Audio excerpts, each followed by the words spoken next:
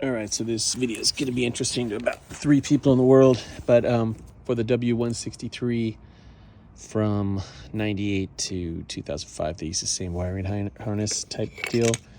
However, the really early ones, like 98, did not have this box. They had this. People have asked me, what is that? Why they replace it? I have no idea.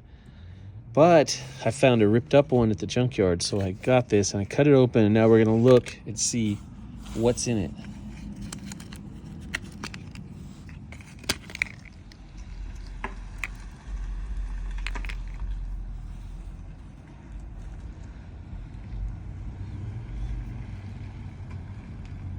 So I don't know why they replaced this with this thing, why there's so many.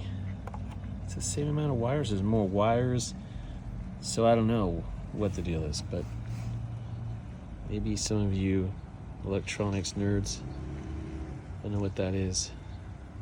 All right, hope you enjoyed this fascinating video.